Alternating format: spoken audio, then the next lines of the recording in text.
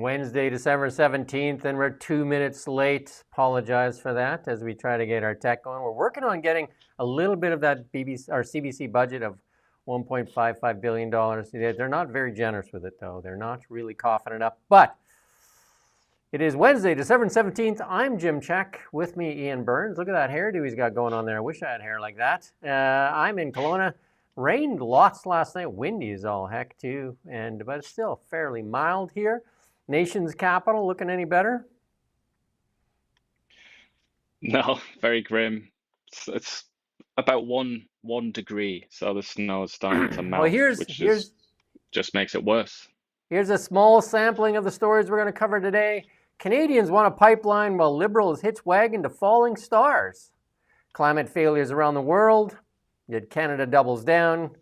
Liberals stall and talk climate change taking precedence. Will Carney ever get that deal with the United States? And then there's a nice puff piece, Trudeau versus Carney. Federal government not interested in productivity being looked at. Is 12 years too long to get a project approved? What do you think? 12 years too long?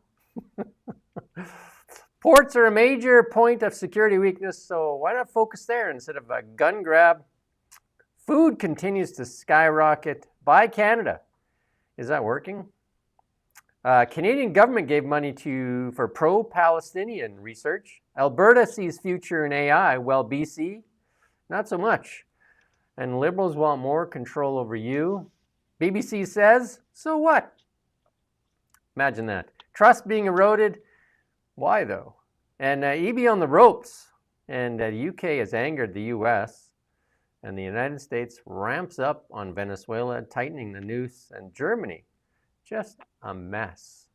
All that and a lot more on the really big show. The best show, undiscovered, Canadian news commentary show on the internet by far. And if you could help us like, subscribe, even hit the dislike button, communicate. Tell us where you're from. Send us pictures from wherever. You can text them in or whatever you can do, whatever you can, and we'll even share some of them.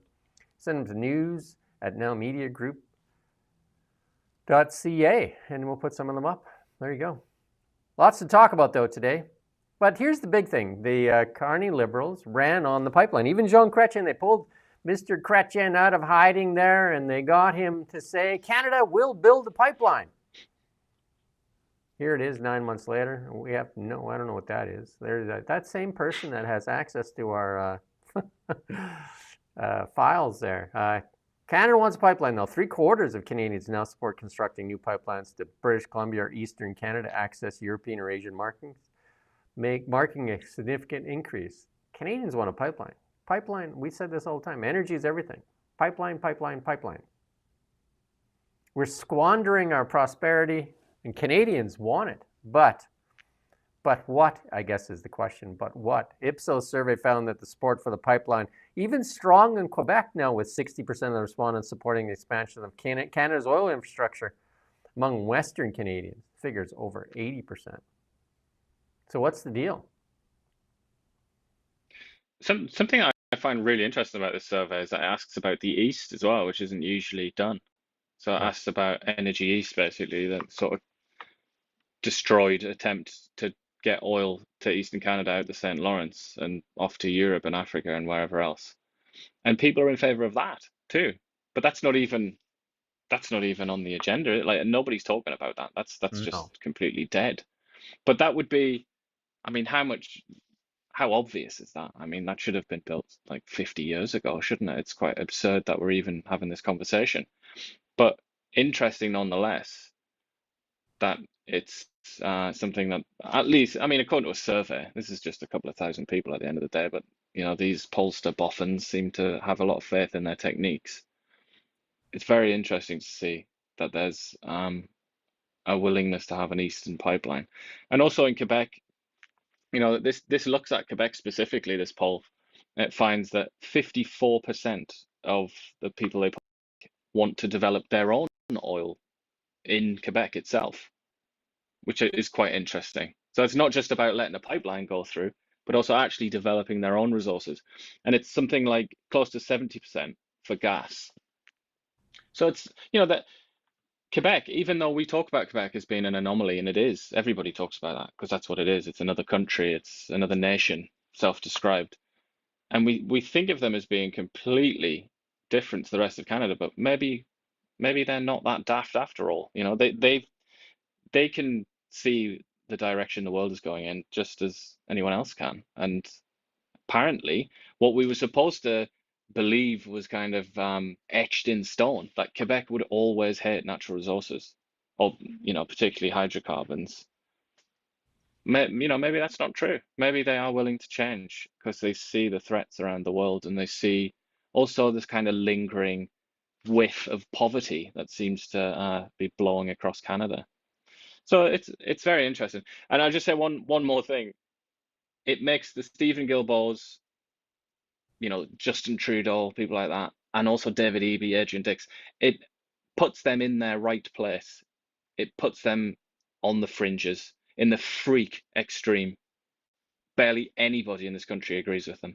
And that's something to bear in mind when they stand at the podium and they moralize and they pretend as if they represent anybody but themselves and a very small, very vocal group of extremists. But you say that at the same time, the CBC gives them more airtime than anybody else. They get a disproportionate amount of airtime on the government corrupted and crippled media.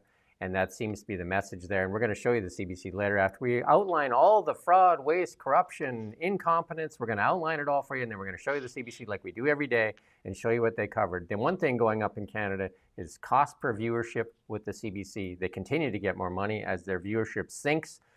We showed you that yesterday, and that was right out of the PBO's office, or the CRTC, not CRTC, but the Numerous, I think, the ratings agency. CBC's ratings plummeting even worse than the CTV ratings. They're even than the private broadcasters. CBC in a tailspin. Talk about subsidies, we hear a lot about fossil fuel subsidies, don't we?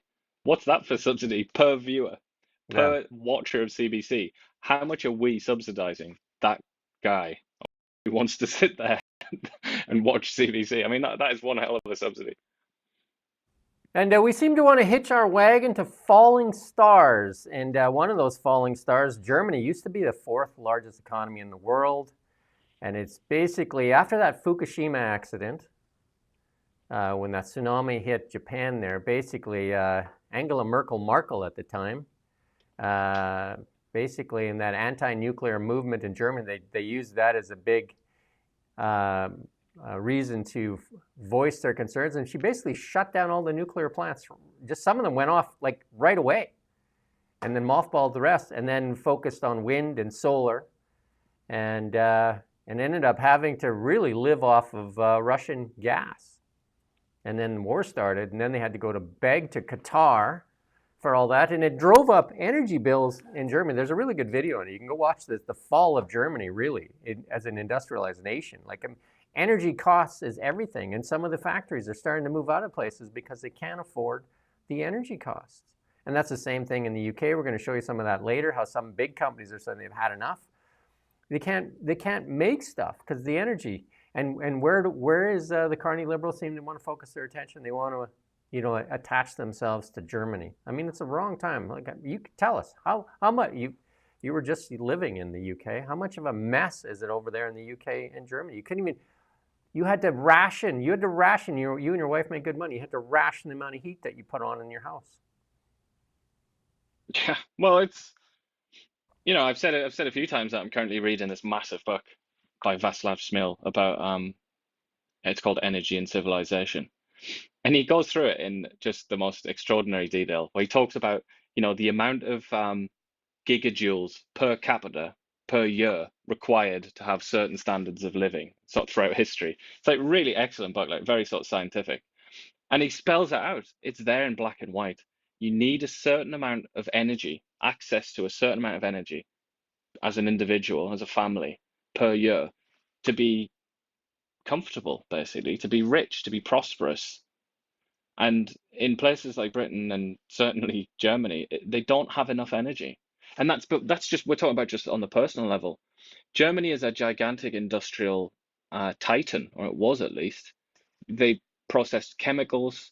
Obviously, everybody knows about the cars that they produce. But all of that, I mean, that's Germany's secret weapon. Not so much the stuff itself, but the people. and those like gymnasiums and all the rest of it where they train and the apprenticeship programs. It's all about the people. The German people are like, and this has been true for centuries, they're like master craftsmen. But you need the energy to transform that brain power and that creativity into something that you can sell to pay for your society. And because of the foolishness of people like Angela Merkel and one of her senior ministers, Ursula von der Leyen, Germany now looks pretty desperate. It just, they don't have, they struggle at the margins because they don't have the energy that they can convert cheaply enough into a product to sell to make enough money off it. And they banked on China as a great market for their products, particularly cars. Anybody that's been checking out China lately knows that they're not really that bothered about European cars or American cars. They've got their own cars now, BYD and all the rest of it. We've got the So story. Germany is it's mostly almost entirely self-inflicted with the Germans, but they are looking a bit sickly. And just look at their if you're into that kind of thing, look at their GDP results over the last sort of, I don't know, 10 or more quarters. It's just complete stagnant economy. There's nothing happening there. It's desperate. Yeah, we seem to want to hitch our wagon to Germany and the UK. That's where we seem to want to focus our energy. And if we want to look at what Canada looks like in the future, all we need to do is look over there and see what's coming. And that includes some of the bills that they passed as far as your liberties go as well. But here it is, when you talked about the auto sector in Germany, one of the proudest things, BMW, Mercedes, tons and tons of really big Volkswagen, German engineering. Volkswagen, let's talk about Volkswagen here. Let's play this clip on Volkswagen because this is the first for Volkswagen. I'm hearing some mumbling there. Volkswagen has been more than just a car company in Germany. It has been a symbol of industrial strength and Germany's economic stability. That is why what's happening right now matters far beyond one factory or just one brand. For the first time in its 88-year history, Volkswagen is shutting down vehicle production at a site inside Germany. And of all places, that site is Dresden. As Chancellor Merz's government is focused on militarization and preparing for war at any cost, even at the cost of cutting social spending and hurting his own constituents, German economy is falling apart in front of our eyes. What's going on with Volkswagen, one of the oldest and biggest German manufacturers and arguably one of the oldest and biggest European car manufacturers, this is a clear testament to that. It is also a direct result of an increase in energy costs after the EU willingly and arguably joyfully cut itself off of Russian energy resources. As German economy declines and Chancellor Merz's government reaches yet another low in terms of its approval ratings, which now stands at a historic... That's good enough there. You get the idea. But I mean, they relied on the Chinese market, and the Chinese are not buying basically any of the legacy automakers. They're closing down a lot of the plants. They're not buying the German cars either because they're making their own. There's over 100 EV makers there in China. The only person selling cars at a good rate there is Tesla. Everybody else is having a tough time, but China is actually selling into the European market. Yeah, including the UK. Yeah. They've done this, like they just made so many bad. Yeah, self-inflicted. Yeah, they made bad bets. The Germans, we can say that now. And there's a couple of people in the comments have already mentioned another one of Angela Merkel's mistakes, which is the migration crisis, which she precipitated and embraced and encouraged. And then afterwards, discussed before, then she tried to attack other European Union countries because they didn't want to accept the people that she'd invited into Europe. Hungary being one of them. We've spoken about Viktor Orban a number of times, created this terrible disconnect between the major players in Europe. The Polish would be another one, the sort of Visegrad countries. But, she made an awful lot of mistakes, Angela Merkel. And the Germans, generally anyway, they're kind of, they're usually spoken of as being quite technocratic, the Germans in their government.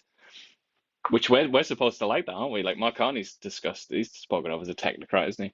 But they just kept making mistake after mistake after mistake, even though they were told that they were making mistakes. Donald Trump told them and was mocked.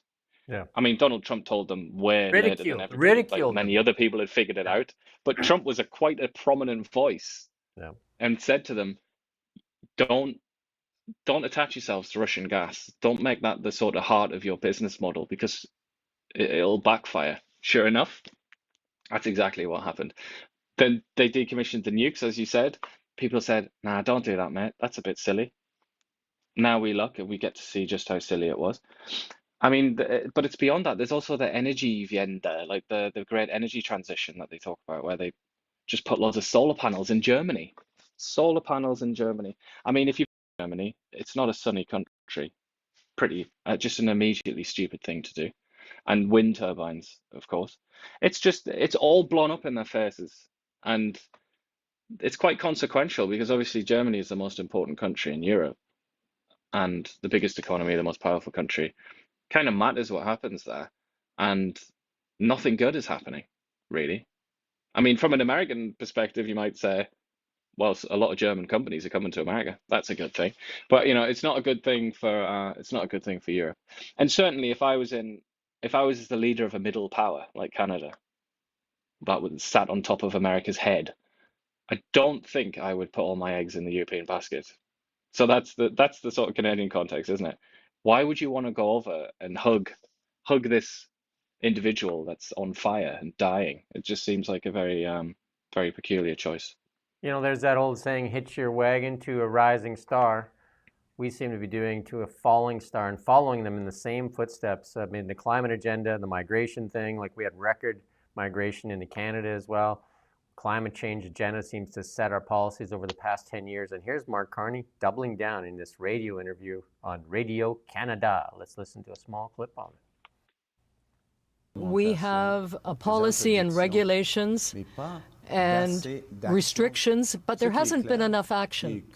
So it is clear that Canada will not meet its climate goals for 2030 or 2035 under the current policy. So we have to change that policy, and we are in the process of doing that with major investments.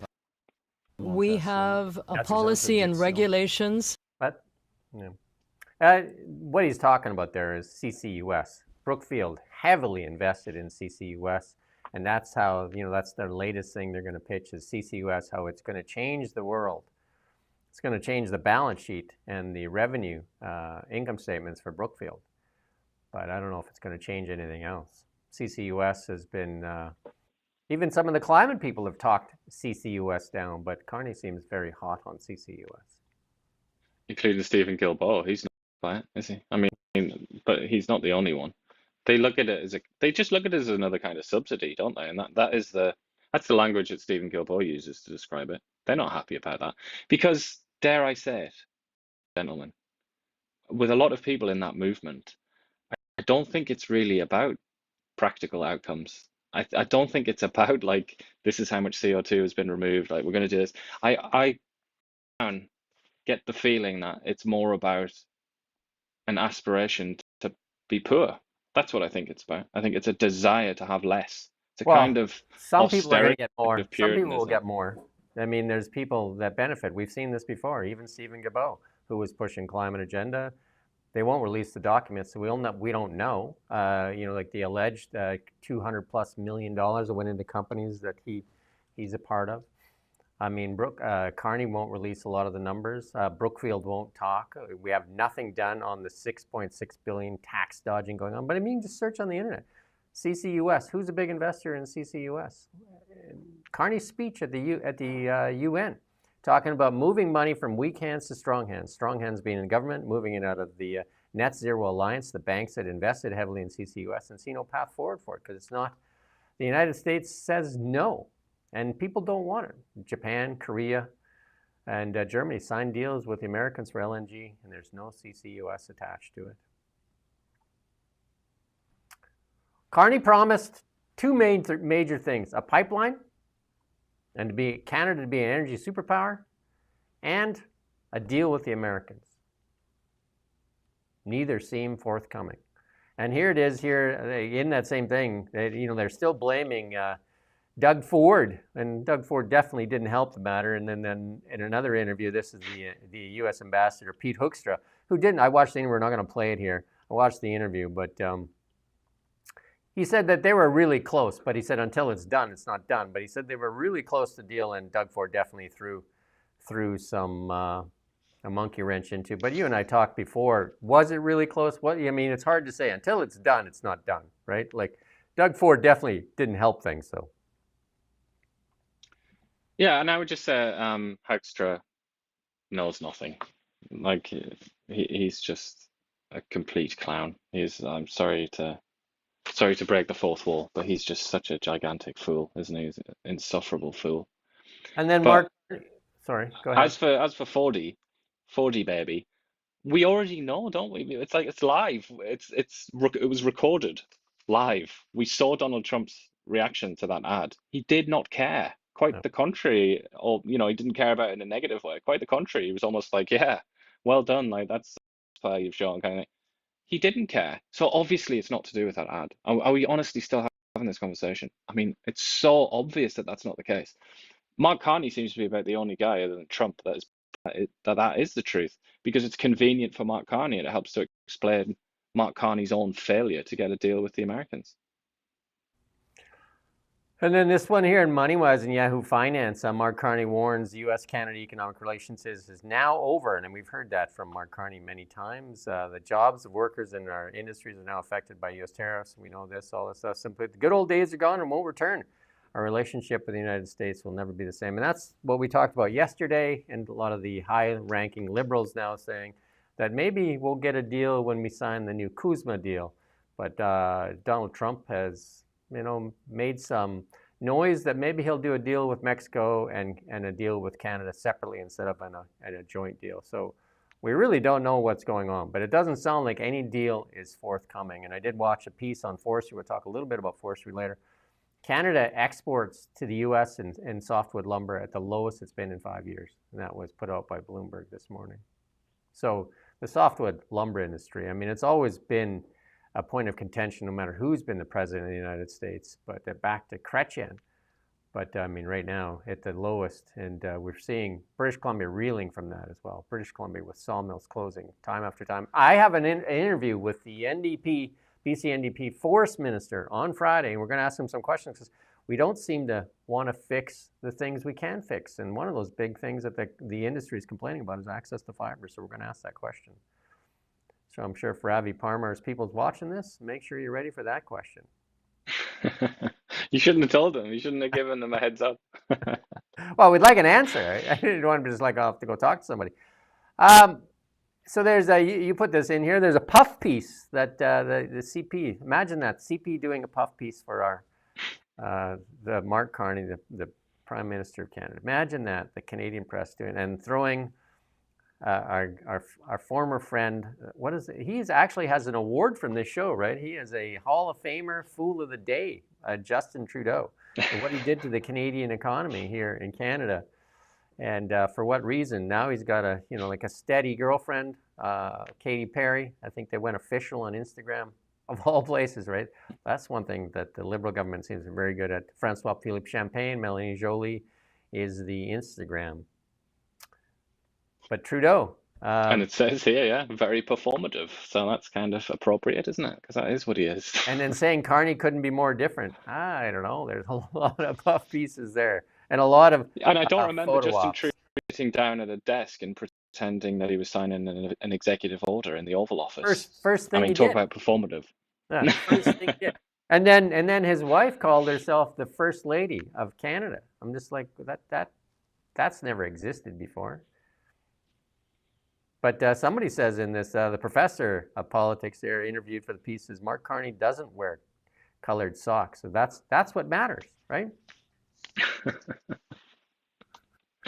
But there's another line. I don't know if it's the same guy, but there's another line in here where it says Justin Trudeau used to say a lot of things, but then they would never be actioned. Very stupid verb, but you get the point that's being made there. And I think, yeah, that's somewhat true. Though a lot of his things did get actioned, even if they were a mess, like the dental program and so on.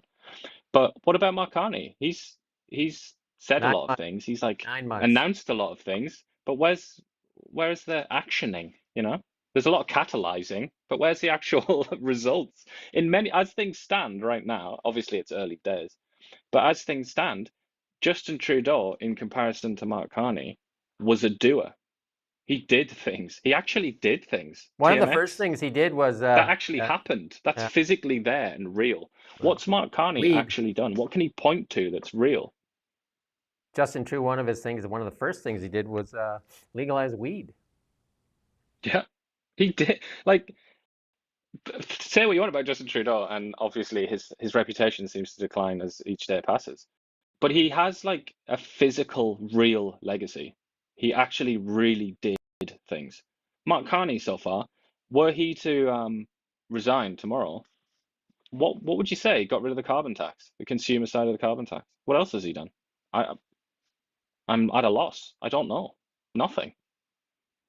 I think if somebody pulled up those 12 projects, maybe we'll look at it in the new year, where the status of those 12, like you announced 5 and you announced 7, what the status of those 12 projects is, and we're gonna have some answers. We're gonna show you what's happening with them probably right here. This is hilarious. We could talk about this lots.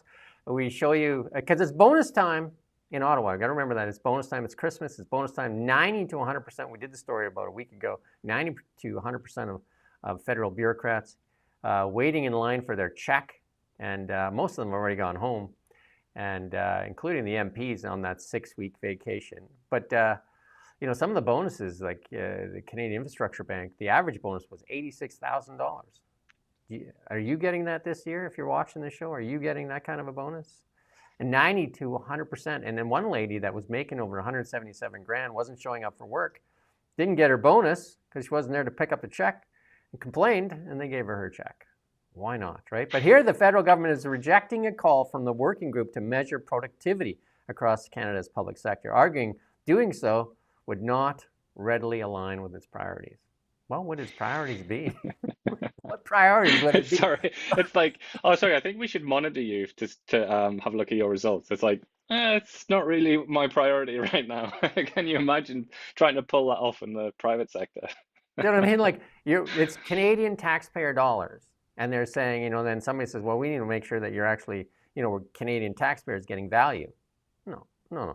Don't be doing that. That it comes after the Treasury Board commissioned a working group recommended the data be collected on productivity and make public as a way of improving outcomes. No, not a chance. They don't do that. Have you been to Ottawa? Have you read anything about the federal government? They don't. Remember when they said that they were going to put the federal government workers into the military so they could up their numbers, and I think it was the following day they said, scrap that. Yeah. And it was duly scrapped. Scrap that. Scrap that. Yeah. So there you go. Here's Transportation Minister Steve McKinnon admits Canada's bureaucratic regulatory process has made it nearly impossible to build anything in this country. Listen, in his own words, and I've said it, I worked in the mining industry, 20 years to get a project going. 20 years. Listen to him. Canada needs to modernize its rules. Canada needs to modernize its data. Canada needs to achieve a more collaborative, more predictable operating model with employees. And lastly, Canada needs to make it easier to build. Roberts Bank itself has taken, Peter, 12 years? 12 years. No project should ever take 12 years to be approved or not approved. Too many small projects, too many country building projects, too many projects of any kind are caught up in duplicative, unnecessary at times approval processes. That's good. No one wants to. And let us know if my volume, we're going to work on our during the Christmas break, we're going to work on our audio here because we know that, again, we don't have the 1.55 billion. I know Lightning Rod, if you could help us get that, because I know you're a regular listener and you want to always be here. maybe if you could convince your friends over the CBC to just cough up a little bit of their budget, you know, they don't need all that $1.55 billion to propagandize Canadians. Like, because there's less people I mean, listening. even 10% of an executive's bonus, that Yeah, would probably cover just it, of their wouldn't it? bonus, of one person's bonus. Yeah, and I mean, they don't need all that money because it's got a lot. Their listenership is way lower. So why do they need all that money? Why do they? But again, I here, have to say though, sorry, about McKinnon, Super Mac. If only he was in a position to change that, you know, if only. I just find it so funny when people in power complain, especially somebody who's been in power for ages, as he has. They complain about things that they've done. It's like, oh. And another thing that I'll highlight here, just yesterday or two, I think maybe it was 2 days ago, Sir Keir Starmer, the Prime Minister of the United Kingdom of Great Britain and Northern Ireland, said exactly the same thing. He said, it's wrapped up in regulations and bureaucracy and you just can't get things done. And he said, I pull the lever and then nothing happens. That's how he explained it. Once again, we see that the Liberal government follows and it's just, I find it's too strange at this point. I think they must watch the BBC or something like that. They're certainly not watching CBC, are they? They're not going to waste their time doing that. So one of the things that that the Liberals don't seem to understand is they create new bills to fix old bills, and they just keep building on top of on top and on top. Like Bill C-5. They didn't need to add Bill C-5 to clear the way. They needed to repeal Bill C-69, Bill C-48. Instead of doing that, they make another bill on top of that bill. And that's what they do. They create a tangled web. They create a tangled web of things to navigate. 20 years to get a mine site approved. And that one project that in their, remember that list of 7 that they fast-tracked? That was approved in 2017. Does anybody check the date? 2017 it was approved. It was a mine out there in eastern Canada. 2017. And I understand right now, it's still stalled. 2017. And here's McKinnon. And again, what Iain said. They're the ones in charge. Like Mark Carney could just, with a stroke of a pen, just say, let's go. He could do that for the pipeline too. He could just say, pipeline, start digging holes right now. But here it is. Like this was a question, and I thought I had the clip in here, but I don't. But it was a question even on a like buses. Like, and I was just in Tokyo. Like their transit runs on the dot, and this was a question from a reporter there. He asked them, like, how on the cutting edge of public transportation, and they built an LRT that's actually slower than the buses.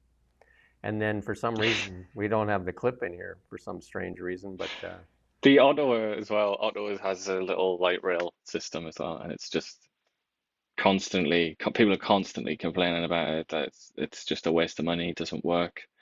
But talking about being on the cutting edge of public transit, I can't stop thinking about it and talking about how obvious it is and how necessary it is to build a high-speed rail line between Edmonton and Calgary. Like, has there ever been a more obvious and necessary thing?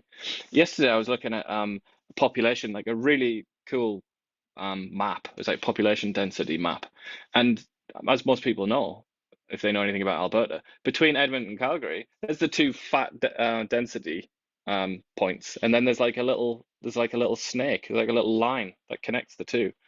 It's the most obvious thing in the world, and then let people live between the cities, and that would really grow Alberta, and it would be really easy. It would be like a very good testing ground, wouldn't it, for transit and for high speed. But it's, you know, it's not even on Mark Carney's agenda, is it? Whatever that signifies anyway, but it's not even on there. Instead, he's talking about Quebec City to Toronto. And then I couldn't resist but to put this clip up again. This is from that satire squad because it couldn't be more true. I mean, satire is what makes it funny, but it's not really funny. Because we just hand wring, like again, the F-35s, hand wring, like 2015. Like we got jets that won't even fire up. We got subs that won't sail. Like it's media's job, our job, hold power accountable. That's media's job. What's wrong in Canada? CBC is not performing that function. CBC and the Canadian press write puff pieces and support the government in place. They don't make them any better, because there's the guy in power talking about how it takes 12 years to get something done. You're literally been in charge for the past decade, literally been in charge. And now you're telling us. But then they rediscover their idealism and their journalistic training as soon as Pierre Poilievre approaches them, or any conservative. That's the real tragedy. It's that they do kind of have an idea of what they should be doing, but they only ever do it to people that have no power. What is the point of that? What is the point? There's this campaign to try and get Pierre Poilievre to admit that he made mistakes and to correct himself and to improve.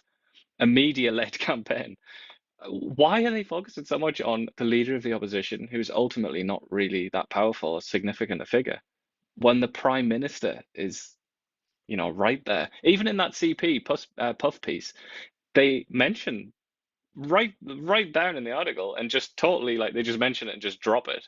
They mention that he just doesn't give interviews to domestic media organizations. It's like, oh gee, like, maybe that's something that you could call them out about, maybe you could hold them to account on that. The media in Canada, crippled and corrupted, crippled with Bill C-18.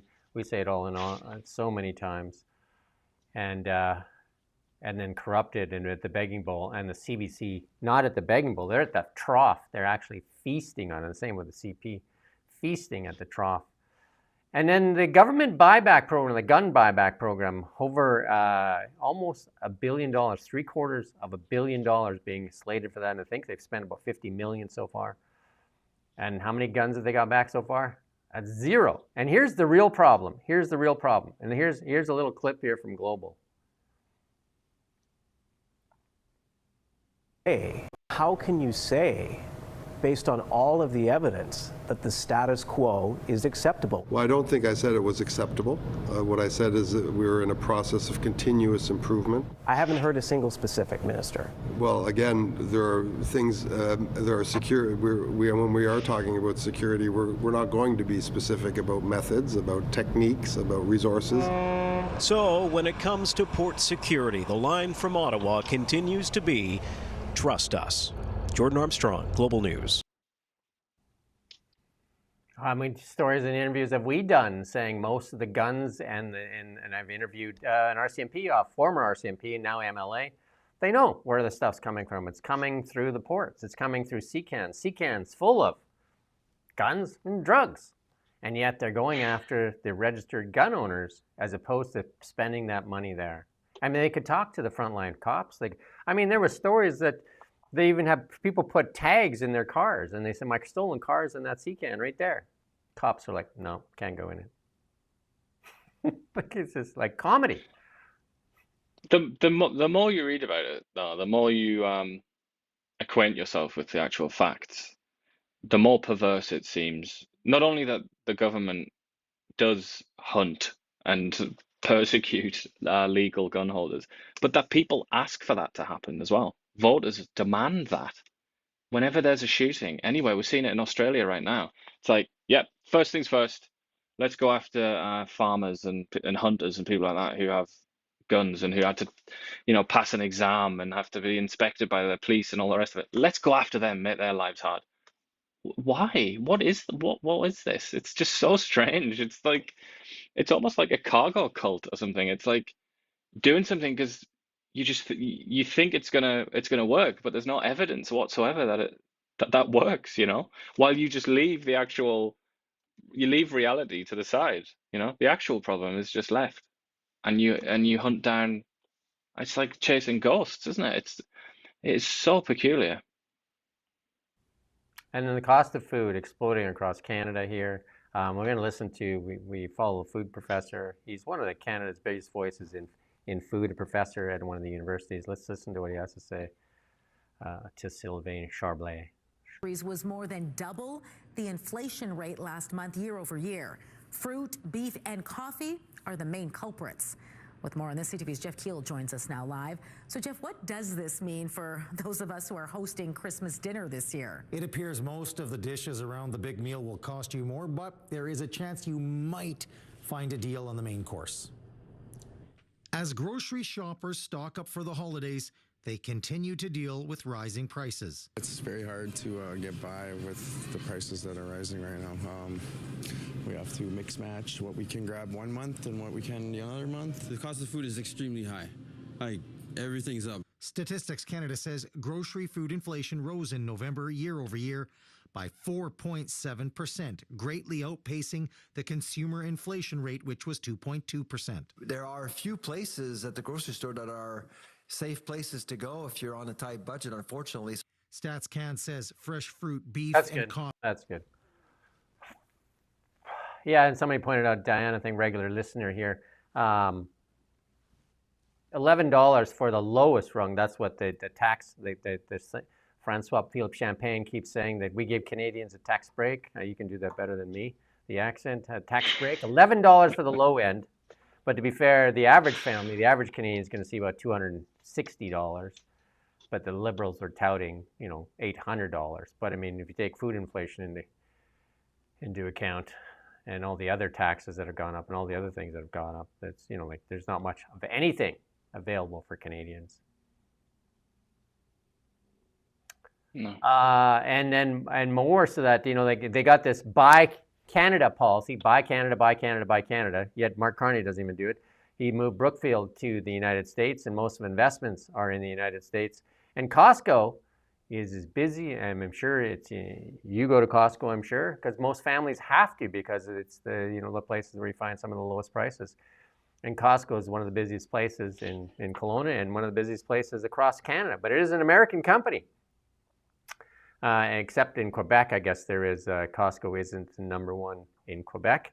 But people go there because they have to almost. I mean, the cost of food is so expensive. You have to go where the prices are, and that's the thing, right? This promotion of Buy Canada, when the government itself doesn't do it, and the people in charge don't do it, and then we're seeing this leaking of capital go to the United States. Yeah, and also something that's harder to quantify, which is a kind of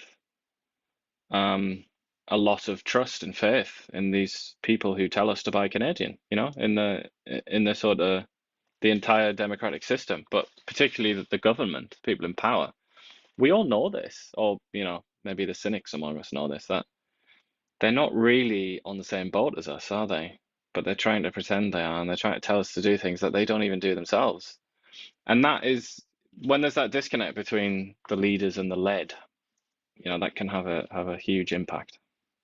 Our friend Lightning Rod there, trying to be Mr. Disinformation, is saying, did Mark Carney move or did Brookfield move? No.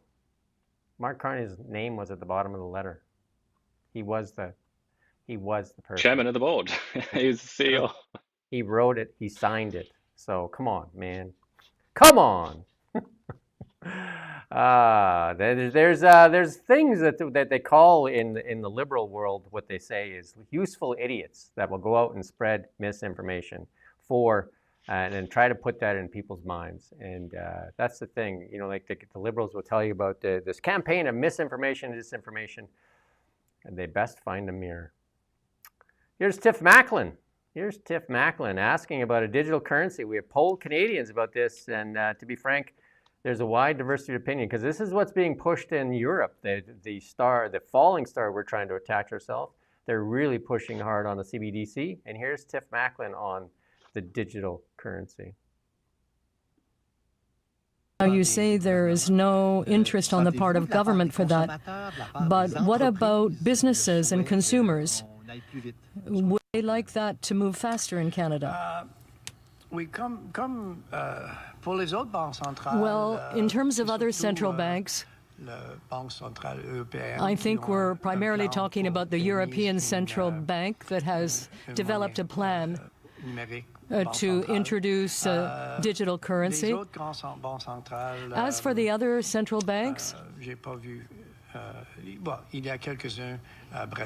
well, there are a few in India and Brazil that have already brought in digital currency, but really, we'll have to see. I wouldn't be surprised, though, if we see a move towards a digital currency in Canada, because it does offer more control. That's why many nations, especially ones run by governments that are more to the center right, push back against the CBDC. Yeah, I'm intrigued by talking about that in French as well, and it's sort of, I know you don't have the highest opinion of Tiff Macklem, do you, yourself? And you're by no means the only one. He is not really considered to be a particularly astute governor of the Bank of Canada, is he? But just interesting that he's speaking French. And of course he's speaking French, because Canada's elite, to be a member of Canada's elite, you must be bilingual. But the proportion of, or the percentage of the population that's bilingual is something like 18%.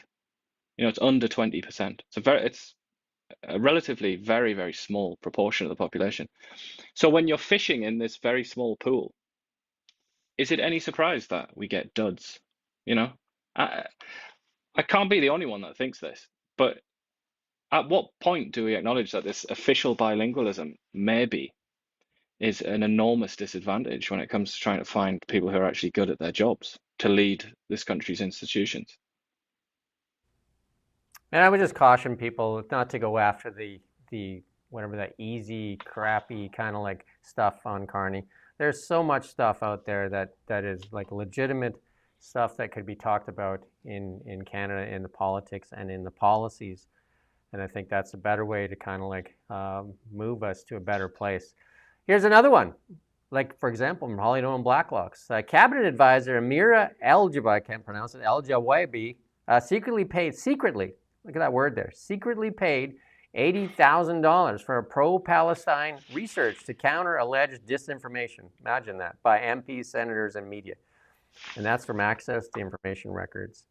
Her office of the special representative of combating Islamophobia had flatly denied the confidential funding at taxpayers' expense.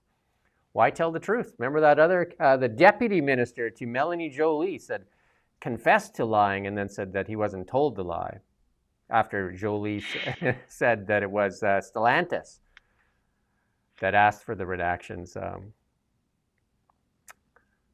There you go. Doling out money and then denying that the money was provided. And nothing about it out there in the main news outlets. We're going to go check. We're going to no go consequences. Check. We'll go check CBC after we get through some more of this, and I'm sure this story is going to be on there. I'm sure it's going to be covered. And A&W wants to join Tim Hortons as a brand that you shouldn't go visit. A&W franchises in Quebec say they face closure without migrant labor. Owners in a petition to the Commons Human Resources, they cannot find no Quebecers willing to work in fast food. What about all those students that are out of work? Temporary foreign workers are currently the only labor force that they say available to fill positions in Quebec. Pay them more. The minimum wage in Quebec is $16.10 compared to $17.16. Just pay them more. Pay them more. The cost to the Canadian public is way more than what A&W is going to save. We don't have access to doctors. The millions of Canadians going without a family doctor. Can't get access to health care.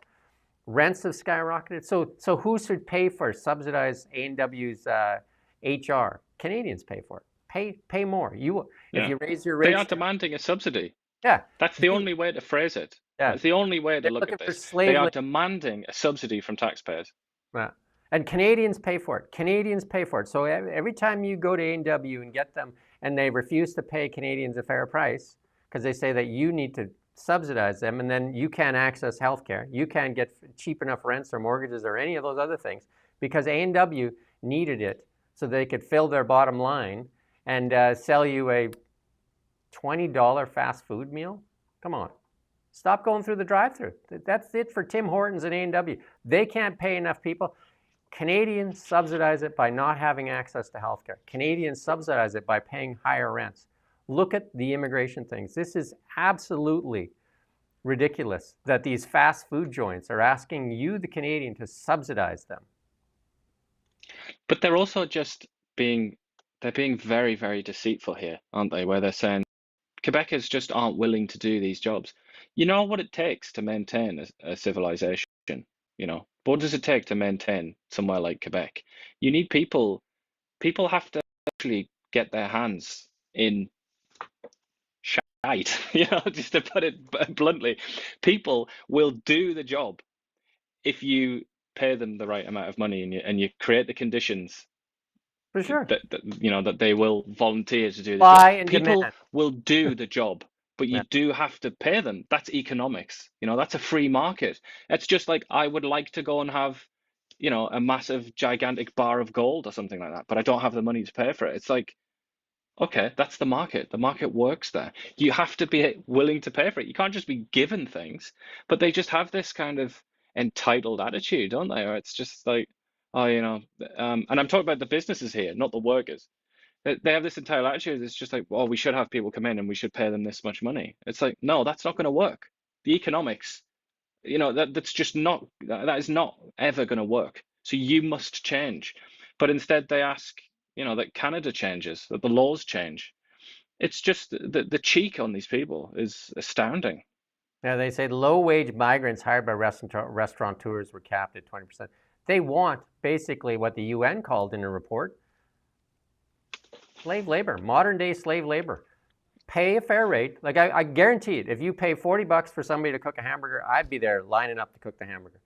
People will come. Maybe it's 30, maybe it's 20, but it isn't 16.10, obviously. So, but it's how often do people? How often are there opportunities to work as a garbage man or woman, for that matter? Very rarely. They're in popular jobs that used to be spoken of as like, oh, well, you don't want to end up being a garbage man. That's actually an extremely coveted job that people fight for. They really want that job because the money is decent and the benefits are good. Yeah. Obviously, people are gonna make hamburgers and fries. You know what I mean? Like, as long as you pay them the right money. It's just, this is an insult. Once again, this is like Canada's elite just insulting the people of this country, and we're just expected to swallow it. Who has the ear of the MPs? Who's the lobby group? Tim Hortons, A&W. They're the ones lobbying. They're the ones you're talking about. You can't get access to a doctor. You can't get access to healthcare. Talk to your MP and ask why Tim Hortons and A&W were put ahead of your needs. Not to mention the rest of it, like the debt burden and all the rest of it, because we're talking about pensions. If these people stay till they're in their 70s or 80s, we're talking millions of dollars in healthcare and all that. There's a huge cost to this, just so A&W can be a little bit happier about their, end of year results. Profit margins. And they're public companies, these things. A&W's, Tim Hortons, all these things, right? Yep. And lots of big, hedge funds and things like that. These aren't like, we're not helping the little guy here. These are people who probably file their taxes in the Caribbean next door to Mark Carney and have a couple of yachts apiece. Like, this is not how the system is supposed to work. You have massive influence. Stop going through their drive-through. Stop going in there. Just stop going in there until they stop asking you, the Canadians, to subsidize their employment. Here's a big one here, and I've said this, that Alberta could be the Saudi Arabia of Canada because it has it all. It has energy diversity. It has LNG, it has oil, it has gas, it has solar. It has one of the best places for solar. It has wind. It's one of the windiest provinces. And it has geothermal. It has tons of stuff there. Coal. It is an energy superpower, and one of the other things it has is cold weather. And then so what makes that attractive? AI. AI makes it attractive. We're going to play this small clip here as Alberta sees AI centers as a second coming for oil here. Let's play this clip here because they don't have to ship the oil. We'll play a little bit of this clip from Daniel Smith. Natural gas. We have world-class expertise in energy production, and we have a pro-business environment that delivers what investors need most: speed and certainty. Our strategy is built on 3 key pillars. The first is power capacity. The second... We're starting in the middle there. I don't know if you could just start more in the beginning.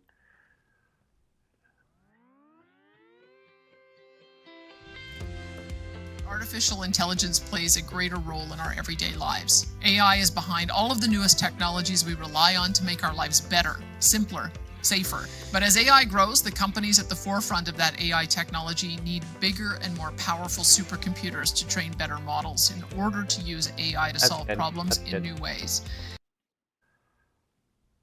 So Alberta sits at a very enviable spot when it comes to AI data centers. They have the cold weather, which helps in the cooling, and they have abundant energy. And if the data centers utilize the energy, they don't have to ship the energy.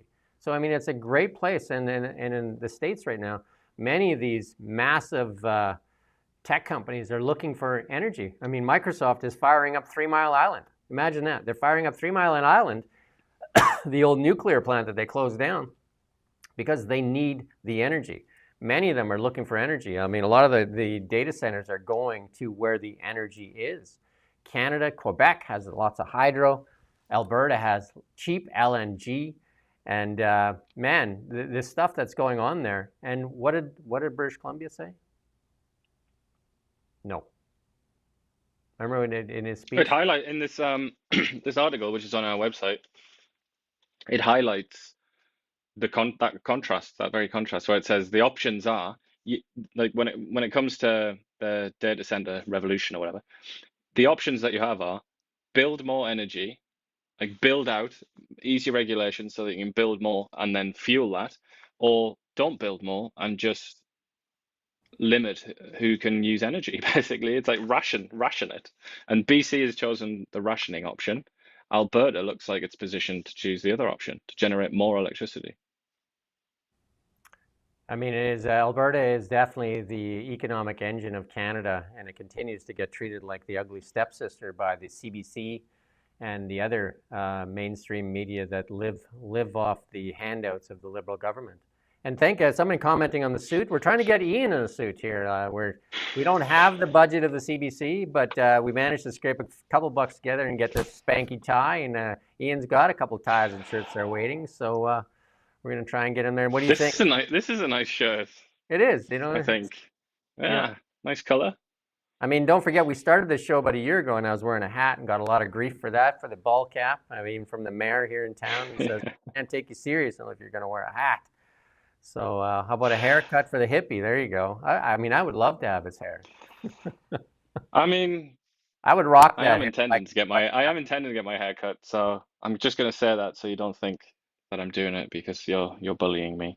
And my hair used to come right down here once upon a time. I'm not going back to those days. The old goat says we should do some grave robbing to get some suits, but yeah. Maybe it's a good idea. Yeah. If somebody could just help us convince the CBC to part with a few of those bonus checks and help other independent media. If they cared about media, they surely would, but they don't. Let's just go with that. And here's our Environment Minister, Julie Dabrison here, telling you what is the new threat. It's not just CO2, there's a new threat for her. Let's go. Let's go, Julie. I'm proud to announce the final enhanced oil and gas methane regulations and landfill methane regulations. These two measures will drive down emissions from two of the largest sources of methane in Canada. This announcement is about building the strong economy of the future, one it is cleaner, more competitive, and more resilient. Methane is one of the most potent, dangerous drivers of climate change, but it's also one of the fastest and most cost-effective opportunities to cut emissions while creating jobs and growing our economy.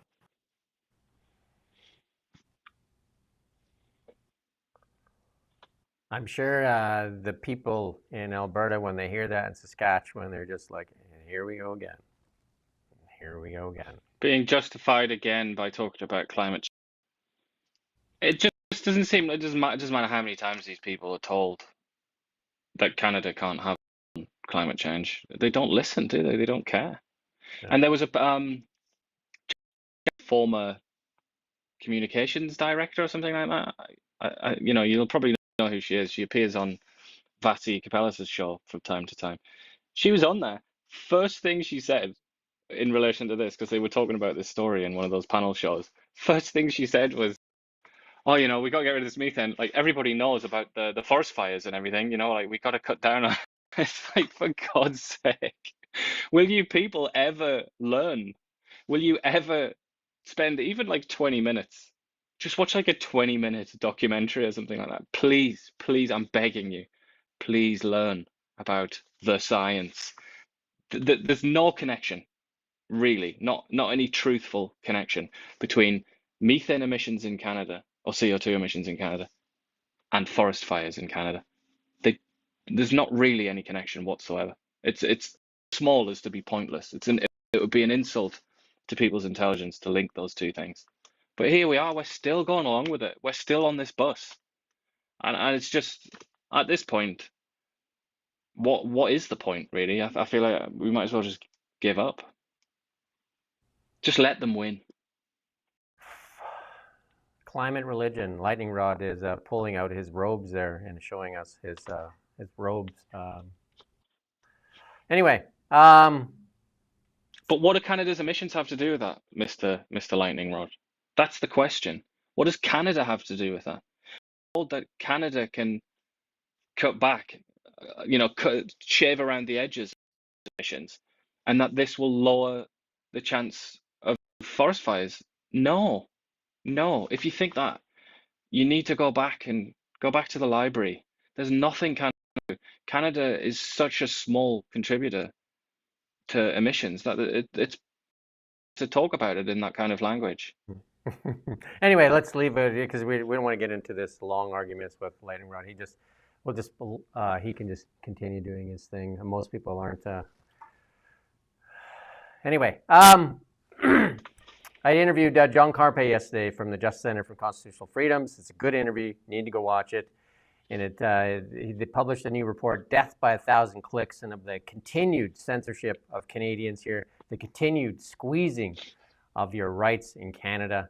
And it seems to be that there's bill after bill after bill. And we talked about several bills there, and I just advise you to go watch it. It's really important to watch it. And it includes Bill C-18 as well, and the choking off of local independent media. And if you think the CBC is doing the work for Canadians, then there's probably not a lot of help for you. But there is no large national free independent voice here in Canada.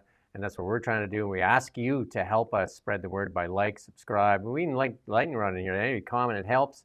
Like, dislike, hit the heart button a few times if you like what we say. The more you can hit the heart button, it's like we eat. We're like Pac-Man. If you hit the heart button, we see it float up there. Then it's like it feeds us like a couple of gerbils. We don't get any cash from the CBC, but if you just the heart button would be lots. So like a Tamagotchi, we need the food. You need to keep us alive. Little gerbil food there, right? I just wanted to say sorry about Carpe. He said something quite interesting, and that is similar to what we say a lot, which is that like Canada is to becoming like the UK. That's what he said, like a police state. I think it was his words. But he's noticed the obvious, which, as have we, that we are trending towards a British-style kind of top-down censorship regime. And if you're wondering what that looks like and what the people in Britain think about that, just go and read the Daily Mail or the Telegraph or anything really, any outlet. And Daniel's from England, in a little more trouble here.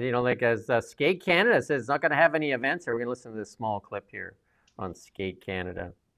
Breaking news from the world of figure skating. Skate Canada, the governing body for Canadian figure skaters, says it will no longer hold national and international events in Alberta. The move is in response to that province's legislation that bans transgender girls from female sports, a policy that was controversially passed using the notwithstanding clause. The CBC's Julia Wong joins me now live from Edmonton. And so, Julia, tell us more about what Skate Canada is saying. So as you mentioned, Skate Canada says that it will no longer be hosting certain events in this province, saying that they carefully consider a variety of criteria when selecting host cities for their events to take place in. And they say that they reviewed Alberta's Fairness and Safety in Sport Act, with the organization now saying that it's unable to host events in this province while maintaining its national standards for safe and inclusive sport. So this decision, again, only affecting certain events, those national national and international events.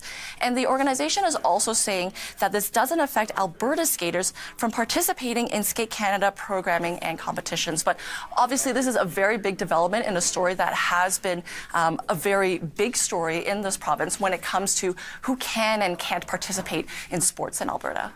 Julia, remind us. So we're going to go to Danielle Smith's reaction. We'll come back to the other story. If you go down, there's Danielle Smith's reaction. Yeah, there you go. Women and girls have a right to play. Hey, you can read it yourself. I don't need to read it out to you. But she said she's waiting for the apology from Skate Canada.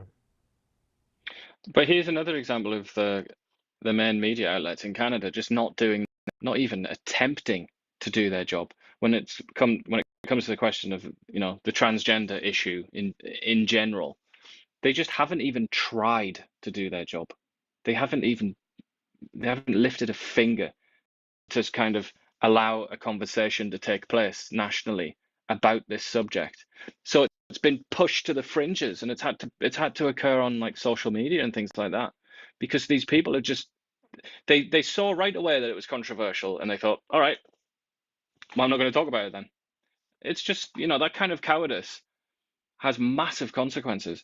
And here we are now, quite a few years later, and it still looks like we're nowhere near figuring it out. And the one person in Canada who's actually opined on it in a strong way, in a decisive way, Danielle Smith, is just kind of being hung out to dry and condemned and called a human rights abuser and this kind of, it's like, at least try and engage, at least try to be serious about this subject. And then here's the CBC going to work for the BBC. The BBC getting sued by Donald Trump for, no. Again, if we had some budget. The one above it that we skipped past there. So we're going to try and get to it because it's important. So the CBC interviews the BBC. We should try to get an interview with the CBC. We were nice enough, and I went on the BBC national. have interviewed a Clone and Now reporter, haven't they, back in the day? But yeah, we've been not on the other way around. We've been on the BBC, and I've been on the national. Let's play this here clip here. No, we're not skipping it. There you go. We're gonna play it.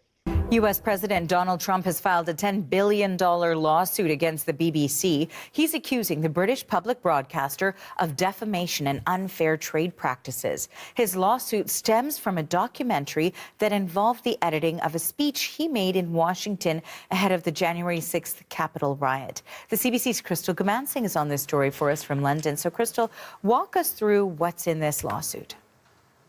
Well, Arthi, this lawsuit was filed in federal court in Miami, Florida, and it has two different streams.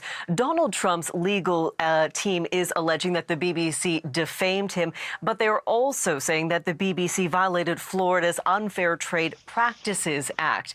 Now, according to the court documents, he is seeking $5 billion on each of those claims. Now, when it comes to the defamation side of this suit, his legal team says that the BBC defamed Donald Trump by intentionally, maliciously, and deceptively editing that speech on January 6, 2021, before the Capitol Hill riots. Now, this all has to do with a Panorama documentary that was aired in the UK before the elections, before Donald Trump was re-elected in 2024. Now, Donald Trump was asked about this claim, and this is what he had to say yesterday about how his words were edited before the lawsuit was filed. They actually put terrible words in my mouth having to do with January 6th that I didn't say. And the beautiful words that I said, right? The beautiful words, talking about patriotism and all of the good things that I said, they didn't say that, but they put terrible words. They actually have me speaking with words that I never said. And they got caught because I believe somebody at BBC said, this is so bad, it has to be reported. That's called fake news. Now, there is no indication that any words were added to his speech or edited in any way to have him say things that he didn't actually say. What the BBC does say happened was that the Panorama documentary took the speech from January 6th and spliced together two different sections. Now, when this was first acknowledged back in November, the BBC did apologize and they did acknowledge the error in judgment. However, that's good enough. You know what I think for the new year? I'm going to start talking like her. First of all. I was thinking that. I was thinking like maybe the reason that we're still in the shadows here is because we don't speak like that. So we should start. Yeah. They said it would be billions of dollars. It's like you're trying to talk to a dog or something like that. Now, when first acknowledged back in November, hey, actually what happened was they did something bad and they acknowledged they did something bad. They spliced together things but made it look like it was a continuous speech. And they really did. It was very smooth stitch, wasn't it? It was meant to deceive. I'm gonna guess the BBC. I'm gonna go out and I'm gonna talk normally. The BBC is going to settle for less than $10 billion, but they are going to pay. I don't know. It's hard. It's very hard, isn't it? But what's interesting to me is they've done it in the US rather than in London. That they filed the suit. Well, some of the they've done it in Florida. Obviously, that's where they think they've got the best chance. I watched in a court in Florida, but I just don't know. It's hard. It's very difficult to win a defamation lawsuit in London or in Florida. So it's going to be tricky. I wouldn't think it's a foregone conclusion. He's won several already. If he does win, that will be directly taken from the British taxpayer. So it'll be like to Trump's pocket from the British taxpayer. So it's not going to go down well. He has won several for sure, and lost several as well. This one looks worse than any of the other ones that he's won. This one is by far one of the worst. And I watched a few of the BBC interviews of them defending it and said, well, I mean, you couldn't even see it unless you had a VPN. That's a pretty lame excuse. Here's another one, though, because we got to get through this stuff because we're a little bit dragging behind here. Most Canadians still confident in vaccines, but hesitancy has increased. Wonder why? And the Ledger Healthcare survey found 74% of those asked were very or somewhat confident in safety, but a quarter said they are less confident than previously, and 30% of young people are reporting a fall in confidence. And a lot of that has to do with, like, during COVID, all these mandates, and people lost faith in media, including, media, lost faith in government, and lost faith in health. And here's I put this in here because this explains it. Here's a man in a position of power, J.D. Vance, and according to this article, he was been accused of being a conspiracy theorist. And here's his response to, being a conspiracy theorist, because that's what they said. That's the words they used. If you dare say anything negative about COVID or anything, they said you were a conspiracy theorist or to climate change or all those types of things. But here's the response from J.D. Vance. Vice President Jacob Bogage from the Washington Post, it's good to see you. Good to see you too. Merry Christmas. Thank you. Same to you. Unfortunately, I have to ask a bit of an off-topic question from affordability because news events do intervene, and that is the interviews that White House Chief of Staff Susie Wiles gave to Vanity Fair, in which she's quoted as referring to you as, excuse me, and again, not my words, sir, but a conspiracy theorist of a decade, and described your transformation from someone who once opposed President Trump to now his vice president as an act of political expediency. And I'd like to give you the chance to respond to that, sir. Well, first of all, if Susie, I'll trust what you said. I haven't looked at the article. I of course have heard about it. But conspiracy theorist, sometimes I am a conspiracy theorist, but I only believe in the conspiracy theories that are true. Yeah.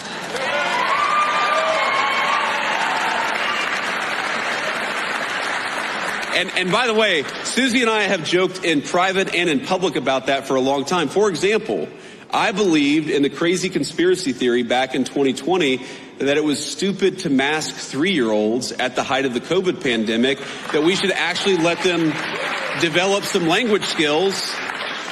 I believed in this crazy conspiracy theory that the media and the government were covering up the fact that Joe Biden was clearly unable to do the job.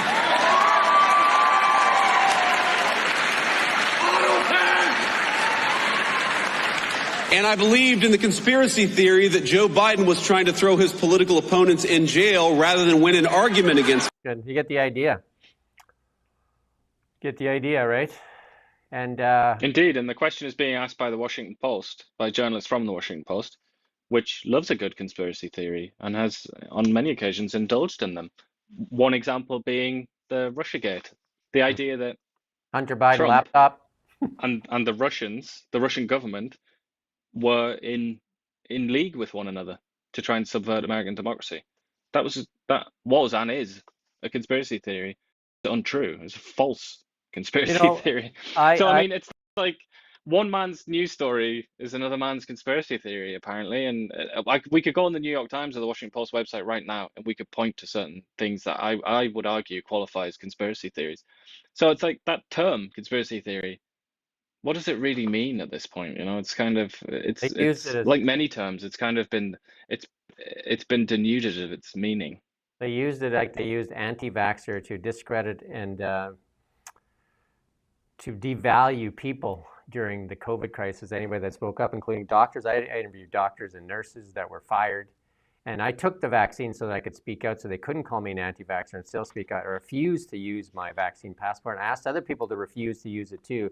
But of course they didn't, because I said that nobody should be stopped from going into a restaurant while others can go in there. But they could go into Costco or they could go into McDonald's. I mean, it didn't make any sense at all at the time. It was a way to control people, and it was ridiculous. And if you say anything, I was called a whole bunch of names, like absolutely so many things. And you know, like people like the lightning rod would call me that I was a threat. I was a threat to democracy, a threat to a whole bunch of things because I spoke out and said that people should have the right to choose.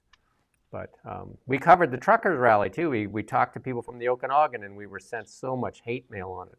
That's what local independent media can do without being under the thumb of the Liberal government. But anyway, you should support local independent media and tell them to stop giving $1.55 billion. I would love to know what the cost per viewership was back when I used to love the CBC back in the 80s to what the cost per viewer is now. It's going to be something fraction of what it is now. Yeah. On this one, we're just not going to spend a lot of time, but a Canadian intelligence operator accused of passing sensitive information to a foreign entity was speaking with a Ukrainian representative, according to a new report. Master Warrant Officer Matthew Robar faces 8 charges under the National Defense Act and Security of Information Act for leaking secrets in an attempt to help Ukraine. This one here, more interesting though. This group here went to Israel there, and they tried to get into West Bank, and they were barred. I'm going to play a small clip here from it. With you, so I apologize if I look at my phone. I got a statement from Kogat, the Israeli body that we were referred to. That's the body that is administering the Israeli civilian presence on the occupied West Bank. So Kogat says earlier today, Tuesday, several foreign nationals arrived at the Allenby border crossing without prior coordination. Following checks conducted by the security authorities in coordination with Israel's Ministry of Foreign Affairs and the Population and Immigration Authority, their entry into the Judea and Samaria area was denied for security reasons. So that's what Kogat is saying. I will say, when I was speaking to Stephen Brown earlier, he did say that everyone had their electronic travel authorizations to get into Israel. That's the procedure you have to go to get into Israel as a Canadian since January 2025. That's good enough. Yeah. There you go.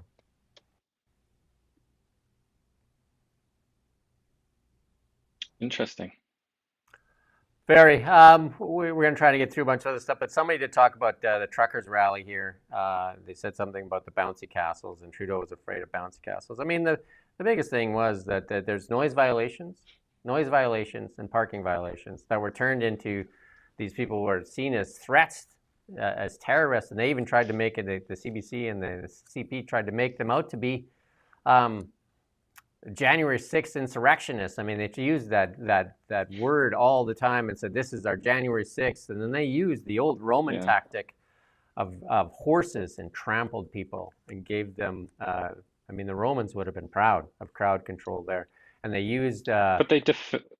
they defamed them. They destroyed their reputations because they attributed crimes to these people that they weren't responsible for them. Like the Molotov cocktail thing in the lobby of an apartment building wasn't them.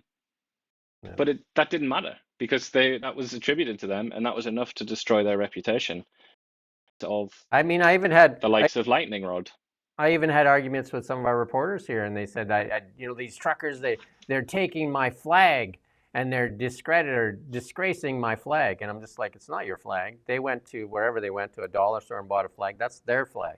You can go buy a flag wherever you want to buy a flag. The flag, though, in itself, the symbol of the flag belongs to all Canadians, whether or not you believe in what they say or not. It is a Canadian flag that belongs to all Canadians. If you're talking about my flag, that would be the one that you purchased. If they stole your flag, that's a different story. But it wasn't yours. This is where they were at, though, right? This is the language that they would use, right? Crazy. Anyway, yeah. let's get into just quickly one quick word on that Israel delegation, West Bank delegation. Do you think that them being turned away at the border and being mistreated has anything at all to do with the fact that, at least in the case of 5 of these MPs, their leader and the prime country very recently said that he would order the arrest of the Israeli prime minister if he ever visited Canada? I mean, these things have consequences in international affairs. That's why diplomacy is quite a difficult thing to do, and it's very subtle. You have to be quite a sophisticated person to be a diplomat. We appreciate you, Denise. Kind of just brings me back a little bit to Mark Carney failing at diplomacy, I think. We do appreciate the regulars for sure, and we're going to try and do something in the new year for some of the regulars, but we appreciate Denise, that she watches every day from Peace River. I used to live up in High Level area there, and I've been to Peace River many times, Grand Prairie as well. Beautiful country. They say it's God's country, because only God and a few Canadians dare live there. I'm sure you'll get that. Is that Paul Simon's song about Peace River? Peace like a river? Peace like a river. Let's move on to our BC news.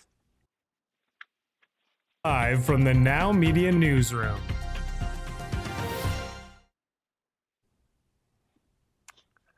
David Eby. I mean, the mounting pressure. Now there's a recall Eby petition out there. I don't know if that'll have any effect, but there is a lot of people voicing, and I saw in the comments here, lots of people saying they signed it already. Definitely BC seems to be in trouble. Lots of pots on the stove. I did Beyond the Ballot with Renee Merrifield yesterday. You need to watch that. That was a really good show. Renee and I do a weekly show called Beyond the Ballot. She's a former MLA with the BC United Party here in British Columbia. She has lots of connections and a lot of knowledge of what's going on in British Columbia. So I recommend you go watch that. But David Eby facing some pressure. And I guess the big question is, will the NDP sacrifice Eby so that they can hang on to their party? Because it doesn't look good for the party right now.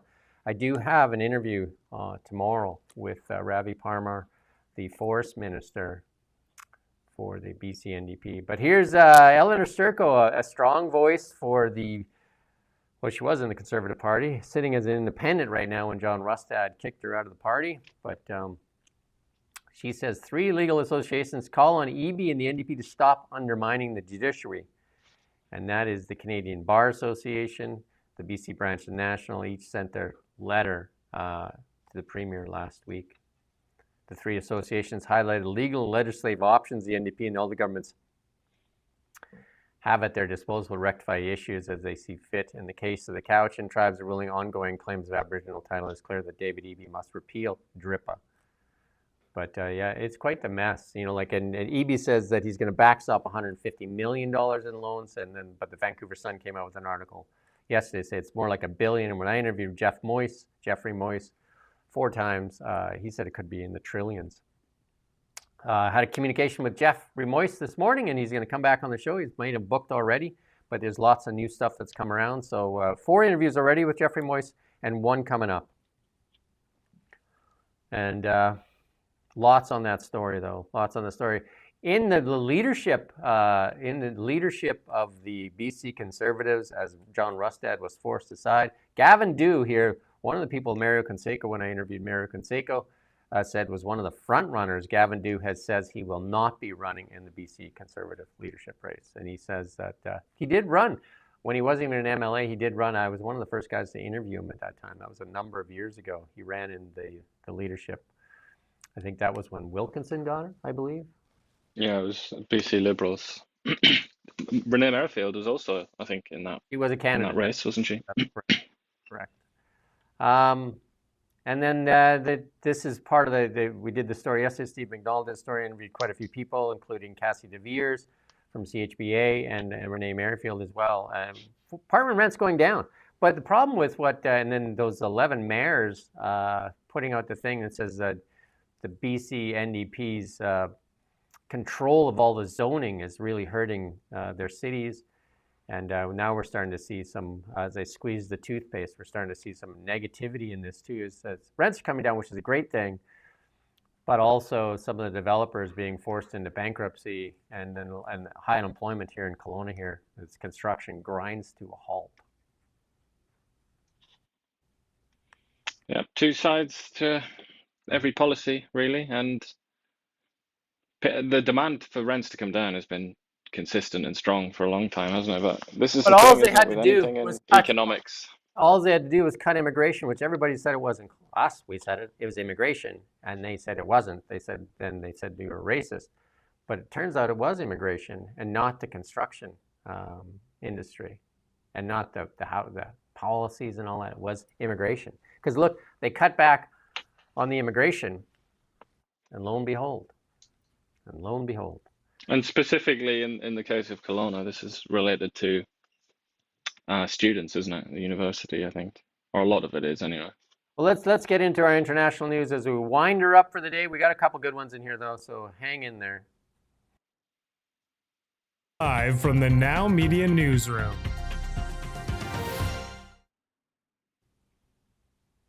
Anthony Albanese, he's another one. You can join Macron and Keir Starmer as his popularity plummets here. But here's a mother of a 10-year-old girl that was killed in that Sydney terror attack here. Let's listen in to what she has to say. We don't have the link? Can you see if you can find it? Because it's, you can just search that guy's name and you see if you can find that link. Because it's absolutely horrible. And in the meantime, from Ukrainian refugee. Yeah. And in the meantime, you can put up that other slide. No, next one. And here it is. Donald Trump, as in the United States, has paused their $40 billion technology agreement with Britain over concerns on London's approach to digital regulation and food standards. And quite worrying, that, isn't it? Because then it looks like it was the thin end of the wedge, wasn't it? Yeah. The deal, and then they get the British very excited. The junior partner gets very excited. It's like, yeah, great, got a deal. And then they say, actually, now do this thing that's not really related to that we've been upset about for ages. So it's kind of like they've been hooked in, and this is something to observe and learn from, I think, from the Canadian perspective, because one would assume that a similar plan would has been conceived for Canada. They already did it with the digital service tax. How many things did Mark Carney concede on and got nothing for each one of those things? Actually, Carney just gave that up without a fight, really, didn't he? And he's given up quite a few things without a fight. Yeah. Whereas maybe the British, I don't know if they're wiser than us in this situation. Maybe they knew this was going to happen, but they were saving it. They kept their powder dry. We got this clip because you're not going to probably see it on a lot of the mainstream outlets, for sure. We got this clip here, though. And as Michael said, we came from Ukraine. I brought from Ukraine my oldest son, Vadim, and I was so happy that he is not there right now. He's not fighting for his land, and he is safe here. And I couldn't imagine I will lose my daughter here. It's just a nightmare. And I want to say you one more thing that sits in my head. I don't know if you are ready to hear it or not, but I can't imagine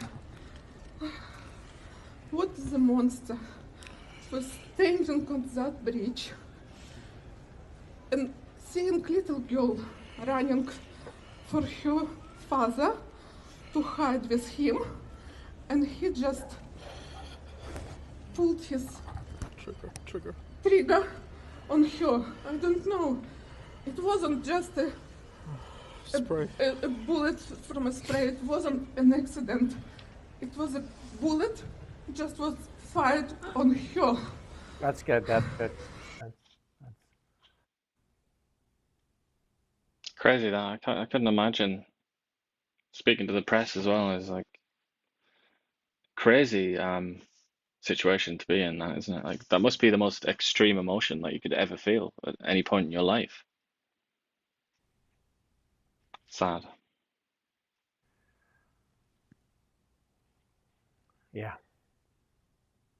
Once again, though, you know, we live among just the most unimaginably barbaric people, just the most disgusting, psychopathic murderers who are absolutely drunk, binging on vicious, repulsive ideology, such as Islamism in this case.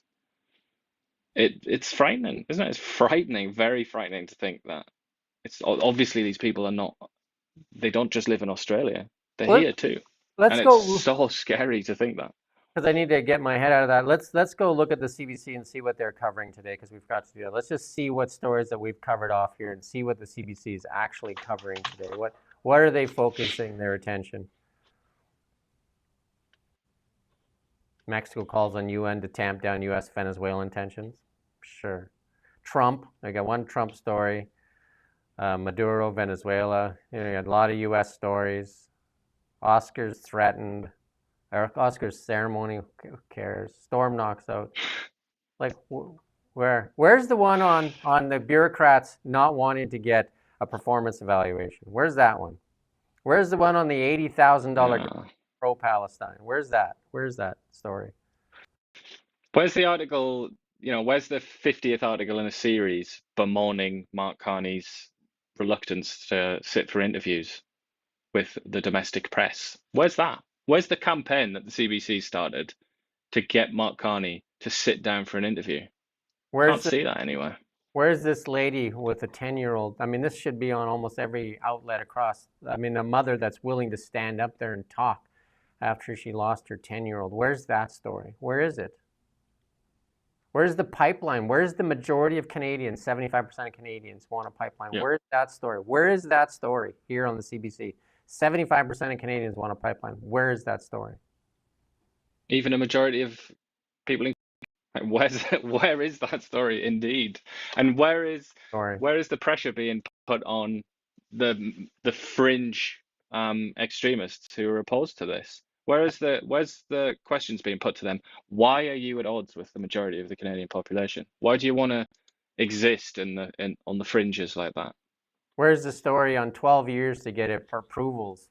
McKinnon's out of his own mouth, the transportation minister.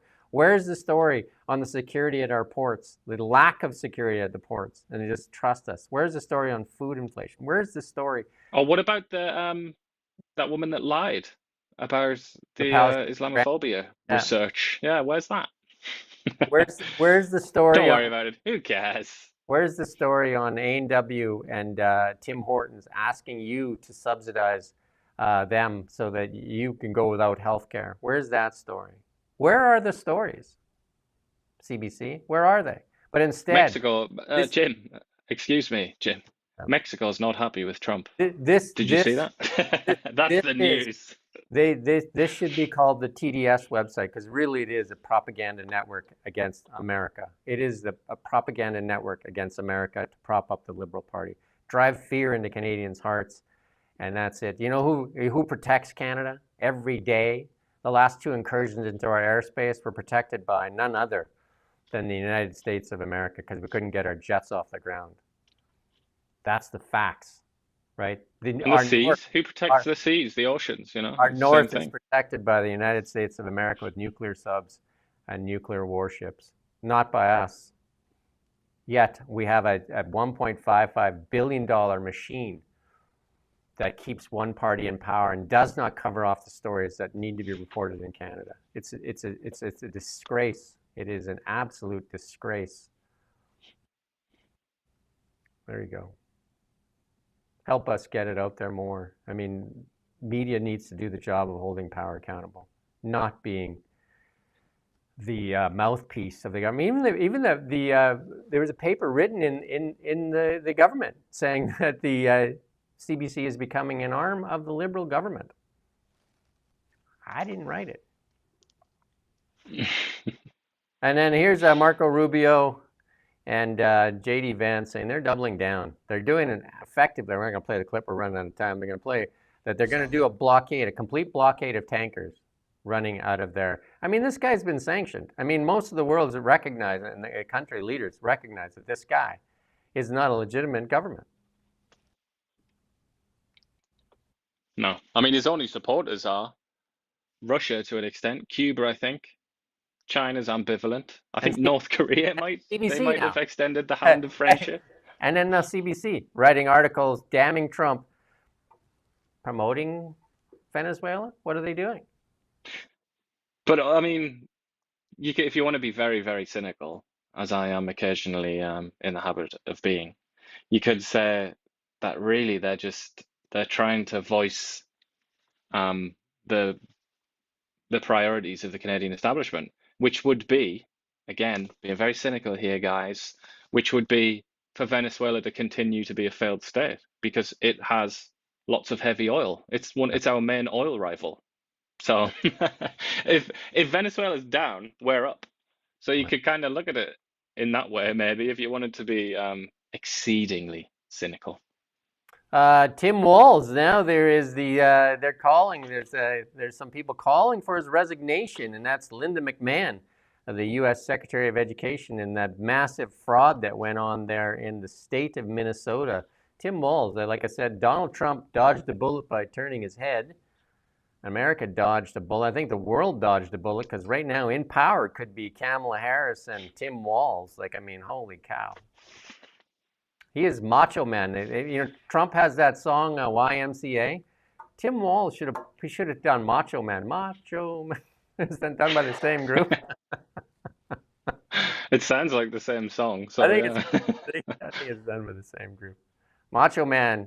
They're asking for his resignation. Macho Man Tim Walz, because he knows how to fix a truck. And I think when he was holding a gun, and that was literally how they justified it, wasn't it? We need to appeal to men. Yeah. So let's have Tim in.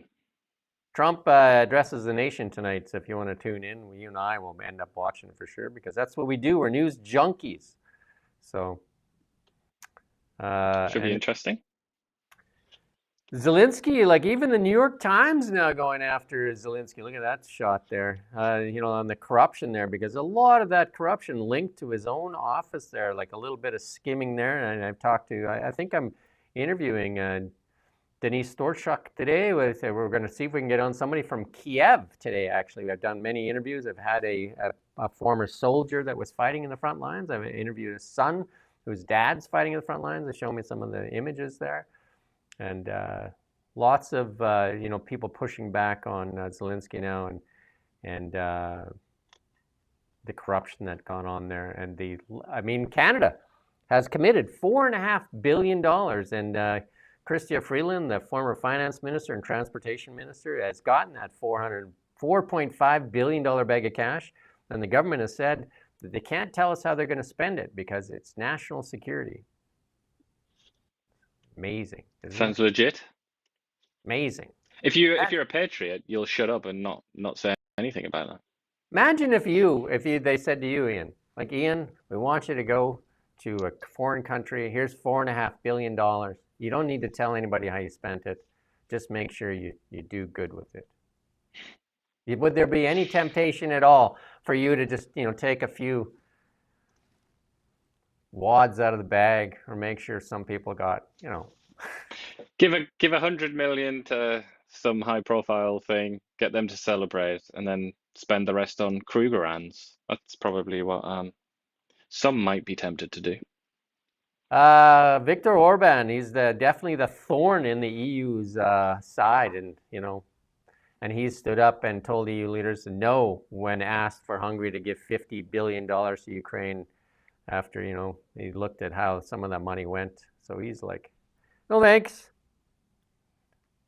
He's also just fundamentally putting his interests ahead of the rest of Europe's and ahead of Ukraine's, isn't he? And Hungary's interests lie with being friendly to Russia, basically. So, you know, that's like nationalism, you could say. That's what it looks like. And we thank you to Arden here, who says he never watches the CBC and enjoys watching us. So thank you for that as well. Appreciate that as well. And if you could help us spread the word, send this to all your friends and family, get more people watching this. Because if we had more people understanding what's really going on in Canada, that would help us make sure that we had a government that was accountable. Because look at $4.5 billion, and there's not going to be any accountability because they're told you that you don't need to know. They're telling you to turn in your gun while they ignore the real problem at the ports. And we put this in here because I love when Iain does his impressions of Keir Starmer. But Keir Starmer confronted about an X post we got community noted on. But here's Mr. Starmer here. We are focusing on two issues, and I want to kick off on the issue of standards in public life, and I'll turn to Alberta Costa MP, Mr. Costa. Thank you. On the 11th of December, only 4 days ago, you posted on your personal X social media account, and I quote, "Catching the bus shouldn't cost the earth. That's why we are capping bus fares at £3 and investing in new buses and stops." Your words, is that correct, Prime Minister? But X readers added context to clarify your comment. They said, important reminder, that a £2 cap was introduced by the Tories in 2023. Labour have since risen this by 50%. Prime Minister, which of the Nolan principles do you consider to have followed in publishing your X post? Well, let me just deal with the substance of that, if I may, because the £2 cap was put in place and it came to an end in December 24 with no funding for it to continue. And therefore, that was the end of that scheme. What we then put in place was a new scheme for a £3 cap on bus fares, which I'm really pleased that we've been able to do. And that's what I was drawing attention to, not only in the post that went up on X, but also in the visit that I took part in last week. You know, I know scheme may be used a little differently in the UK, but scheme here means something bad, and I like when you use scheme. But watching those two, it's like watching a Monty Python skit, especially the guy there, whoever that guy is there, is the first English language there. But you do a great impression of Francois Philippe Champagne and Keir Starmer, and somebody even said that your impressions of Francois Philippe Champagne was hilarious, for sure. That's good to hear. I think your Champagne is better than Keir Starmer, but they're very similar, though, aren't they, in terms of the tone? But Keir Starmer, I tell you, he is the man is a congenital, incontinent liar. He cannot stop lying. It's like it's almost like a pathology. It's like something that should be investigated at this point, I think. And that's what this is all about, really. It's about his just repeated lies. He's like a cheeky little leprechaun or something. He's like some figure out of European mythology. He's just like a trickster, you know. He's constantly lying, but then he comes there with he's got such a boring facade and his face and his manner and everything, with his like little corporate haircut and his glasses. But underneath that, he is just like the possibly the most consistent liar in the history of British politics. It's very possible that that's true, which is just crackers, really, isn't it? You interviewed him when you worked for the Daily Mail, did you not? I didn't work for the Daily Mail at that point. I worked for another newspaper in London, and yes, I did. A very, very nice man, really friendly, and you know, but exactly pretty much as he is there. Just hadn't or anything like that. But I did get the feeling that he was quite a decent chap, I must say. Did you use your accent, or did you use the impression when you interviewed him? I didn't use the impression. I did crack a few jokes, and that's what made me because we were at a farm, like an urban farm, and I cracked a couple of jokes about like the horse or something like that. I can't remember what it was. And usually, just on the human level, like people will smirk or they'll like do a fake laugh, even if it's not funny. But he was just like, "Very good. Let's look at this donkey then, shall we?" Okay. You know, it's just like nothing, just like dead face. But nonetheless, I that he was that he was a nice chap. You know, I've interviewed a lot of politicians in my time, and some of them are absolutely insufferable, disgusting people who you don't want to stand next to them because the slime is like oozing out of their skin. But not him. I mean, he hides the slime. He hides it deep inside. We must say, though, you've asked for multiple times for interviews with Pierre Poilievre as well, and we seem to strike out on that as well. And we complain about the Liberals, but we've also asked multiple times. I've interviewed Pierre Poilievre a couple of times, and you've asked because you're out there in Ottawa. And yep. Also, Mark Carney. I don't know if I CC'd you on that one, but I've asked to interview Mark Carney. No, I did, didn't I? I asked to interview Mark Carney. I mean, obviously that's pie in the sky stuff, isn't it? He doesn't give interviews to anyone, but just for the sake of it, you know, just to tick the box. And yeah, no luck. If you could do it in the Francois Philippe Champagne, you've asked Mark Miller for an interview as well. And how's that coming? Yeah, being completely ignored, sadly. Did Francois Philippe Champagne post anything on his X? Because he was going to take us along. Remember, he's 3 days in. Oh yeah, his little TikTok tour. He's going to be there, and I didn't see anything. But here, last story for the day: Breaking Argentina recorded a financial surplus yet again. So Chainsaw Milei is making things work in Argentina. Imagine that, eh? Well, in some ways, he's got inflation down, hasn't he? And he's starting to bring the debt down a bit. But I think there are other economic indicators that don't look so good. But his argument, and the argument of his defenders, is like, look, we've been under the boot of Peronism, this sort of strange love child of fascism and socialism, for however many decades. It's going to take a long time to cure that cancer. That's kind of that's the argument, but we'll wait and see. I mean, Argentina, we've spoken about this a number of times, haven't we? Argentina is like a really blessed country in terms of its natural resources. Farmland, lots of natural gas. You know, they could be a country where they develop shale. And then in terms of the value of agricultural exports, very high. Pretty urbanized, pretty sort of educated, good demographics, like more young people than Western countries, certainly a lot younger. You know, so theoretically, could be a success story.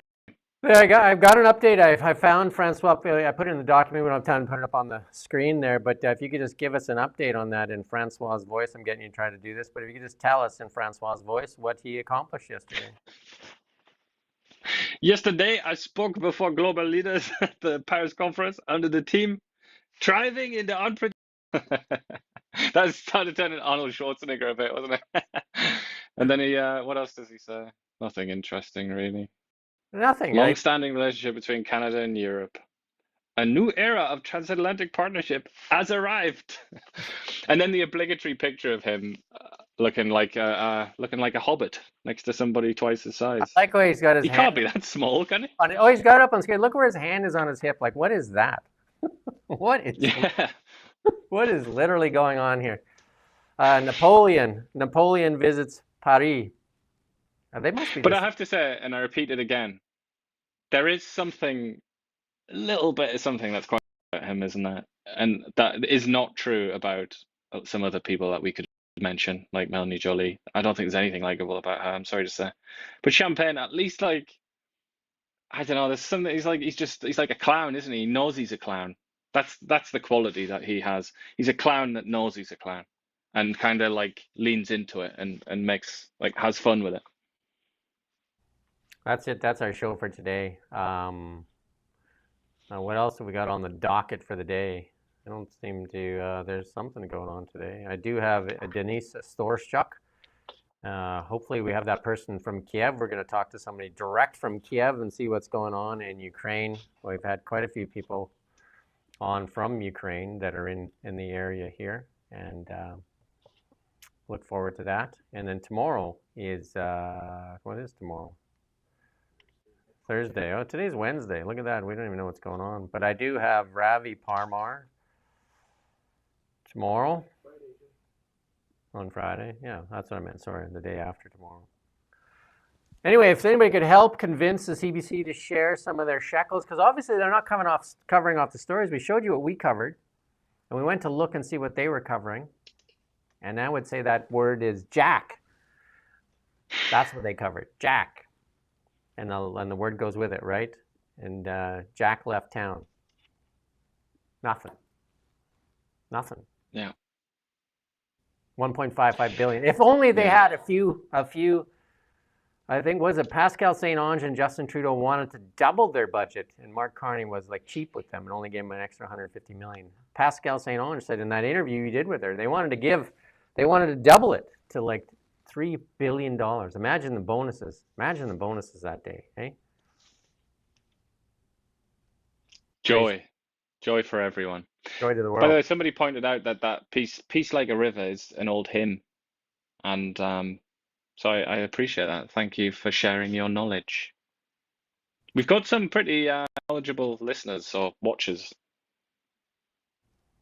Yeah, and we do thank you, and especially the people that come back all the time. We even thank you, Lightning Rod. Even if you just would stop just trying to, being a useful idiot for the Liberals and trying to convince people with misinformation, disinformation, you know what I mean? You don't have to do the work for them. You don't have to be. You can actually listen too, right? You don't have to do that stuff, right? Right? Anyway, he says, we hope we don't get run over by a Liberal parade. Okay. I know that some of them are coming. They start coming and they start insulting you. And they start pulling out personal stuff to you. So you can do better. You can be better. You can do better. The world needs better. Anyway, thank you for watching, and we'll see you tomorrow morning at 9 a.m. every weekday morning. Like, subscribe, share, please. Help us get this out to more people. And he says I make stuff up. Okay, great. Cheers. We'll talk to you tomorrow. Just report the news. We live here too. We're your neighbors, bringing you stories that matter to all of us. No government funding, no outside influence. Kelowna Now, local, independent. News you can trust.